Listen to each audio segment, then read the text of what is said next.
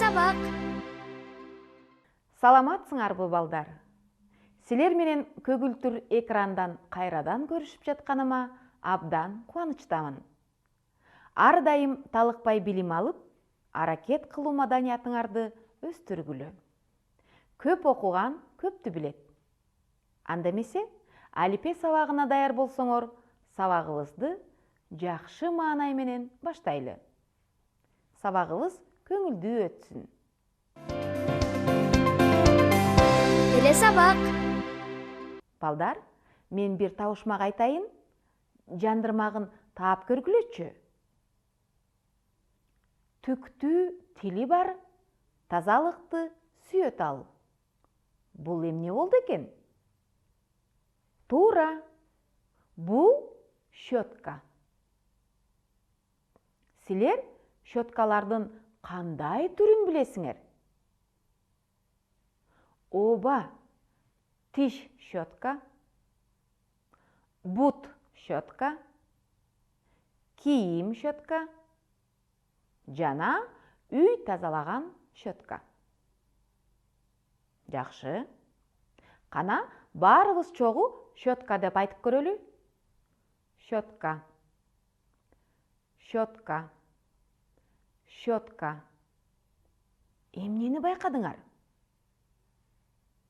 Туура, щетка деген сөздүн башында ш тыбышы айтылды.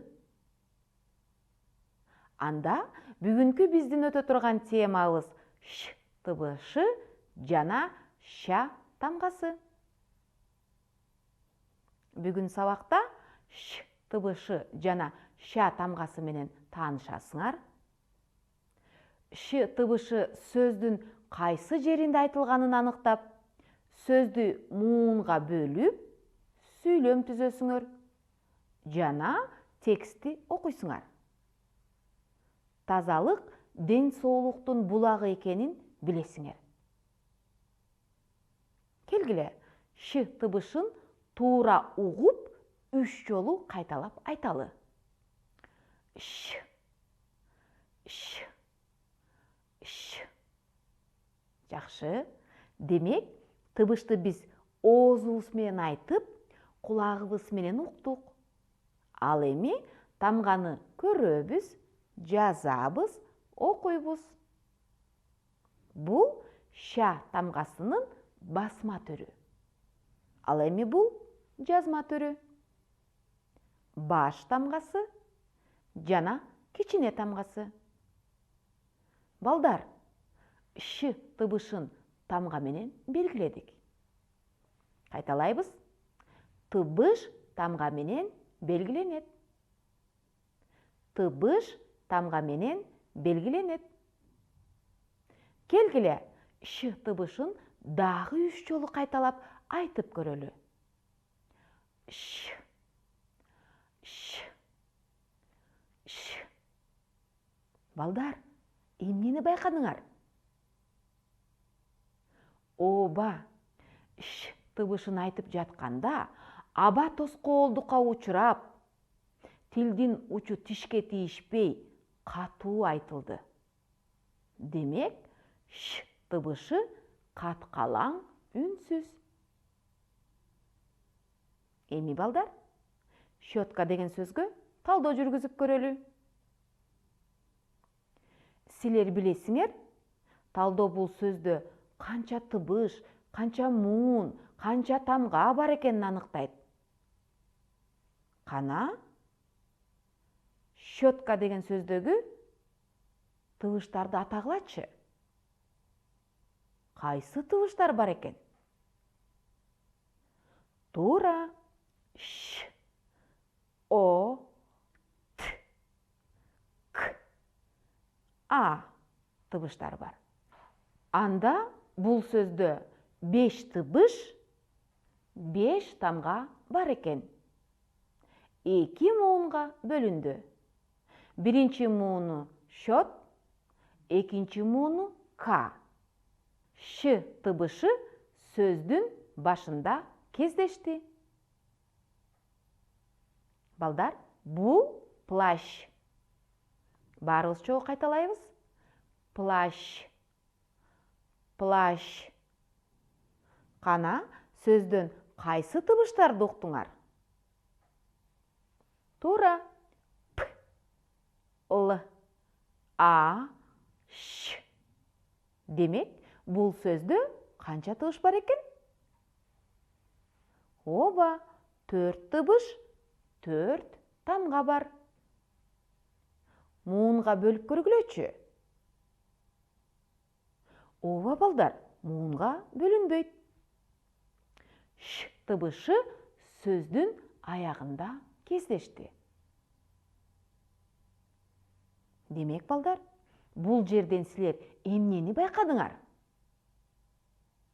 Оба, ш тыбышы сөздің башында, аяғында кездешерін білдіңер. Азыр ушул сөздерді қатыштырып, сүйлөм түзіп көрөлү. Бұл сүйлөмдүн белгиси. Сүйлөм 4 сөздөн түзүлдү. Карагыла, экинчи сөз щетка. Эми калган сөздү толуктап, сүйлөм түзөлү. Туура. Тишимди щетка менен тазаладым. Кайталайбыз. Тишимди щетка менен тазаладым. Бул сүйлөм да 4 сөздөн түзүлдү. Карагыла, 3-чү сөз плащ. Эми калган сөздү толуктап, сүйлөм түзөлү. Туура. Эжемдин жаңы плащы бар. Кайталайбыз. Эжемдин жаңы плащы бар. Демек, балдар, сүйлөм сөздөн түзүлдү. Барыбыз чогуу кайталайбыз. Сүйлөм сөздөн түзүлдү. Сүйлөм сөздөн түзүлдү. Жакшы. Кезекти окууга берели. Барыбыз чогуу сөздөрдү окуйлу. Щетка, плащ, борщ. Жакшы. Азыр щеткалардын талашы деген темадагы чакан текстти мен силерге окуп берейин. Силер болсо көңүл буруп угуп отургула.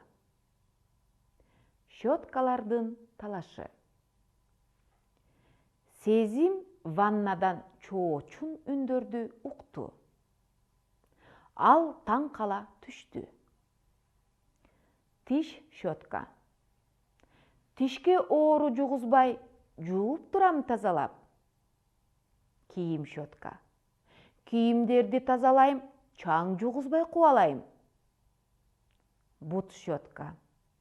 Эшиктеги бүт чаңды басып келет бут кийим, анын баарын тазалайм. Сезим ваннага кирип келди. Щеткалар унчугушпайт. Баары өз ордунда турушат. Сезим таң калып сыртка чыкты. Кана, барыбыз чогуу окуйлу. Щеткалардын талашы. Сезим ваннадан чоочун үндөрдү укту.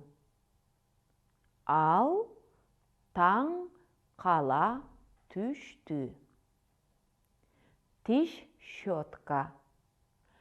Тишке оору жугузбай, жууп турам тазалап. Кийим щетка. Кийимдерди тазалайм, чаң жугузбай кубалайм. Бут щетка. Эшиктеги бүт чаңды басып келет бут кийим, анын баарын тазалайм.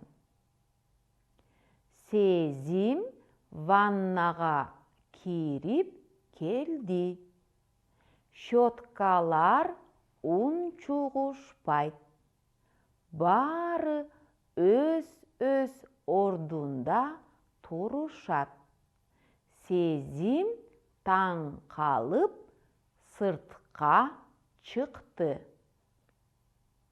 Балдар, бул тексттин темасы бекеринен щеткалардын талашы деп айтылбаптыр да. Бул макалдарга көңүл бурсаңар. Ат адамдын канаты. Тазалык ден соолуктун булагы. Эне сыйлаган элине жагат.